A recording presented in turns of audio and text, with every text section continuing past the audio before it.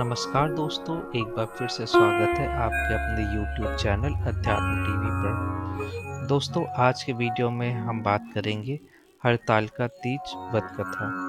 तो चलिए आज का वीडियो शुरू करते हैं। दोस्तों, शिव पुराण के अनुसार भगवान शिव और माता पार्वती का पुनः मिलन इसी दिन हुआ था।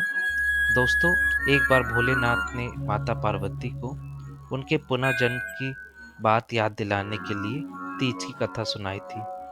भगवान शिव ने कथा सुनाते हुए कहा, पार्वती, तुम मुझे पति के रूप में पाना चाहती थी, जिसके लिए तुमने हिमालय पर्वत पर जाकर कठोर तप किया।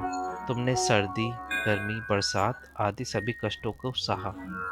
इसे देखकर कि तुम्हारे पिता बहुत दुखी थे। एक बार भगवान विष्णु के कहने पर देवर्षि नारद तुम्हारे घर गए और उन्होंने तुम्हारे पिता से कहा कि विष्णु भगवान से आप अपनी पुत्री का विवाह कर दें।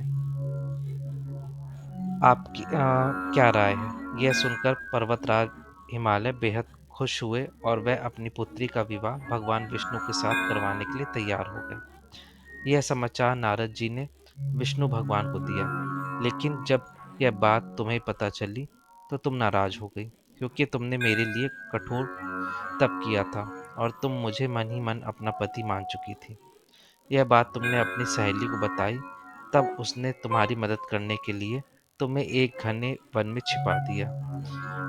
यह वन वही था जहां तुम्हारे पिता तुम्हें कभी ढूंढ नहीं सकते थे और ना ही पहुंच सकते थे। इस वन में तुम लगातार तप करती रही।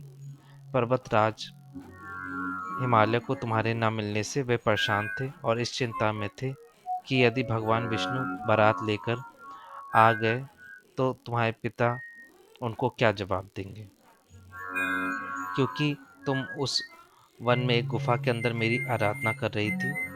तुमने एक रेत का शिवलिंग बनाया और कठोर तप किया। तुम्हारे तप से प्रसन्न होकर मैंने तुम्हारी मनोकामना पूरी करने का विचार किया। इसी बीच तुम्हारे पिता तुम्हें खोजते हुए गुफा में पहुंच गए। तुम्हें वहां देखकर पर्वतराज बेहद खुश हुए। तुमने अपने पिता से कहा कि तुमने मुझे अपना वर चुन लिया है और इसके लिए कठोर तप किया है, और आज यह तप सफल हो गया है। भोलेनाथ ने मेरा वरण किया है।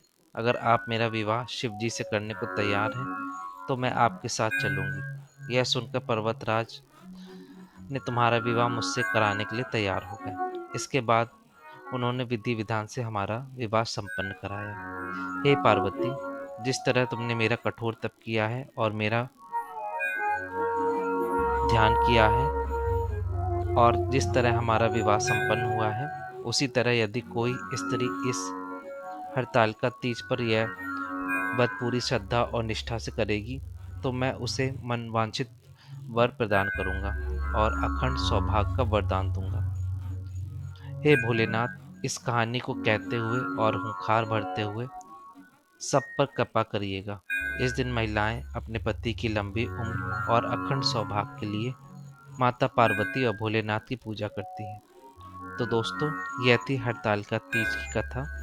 यदि आपको वीडियो आज का अच्छा लगा हो तो कमेंट में जय भोलेनाथ या जय माता पार्वती अवश्य लिखें।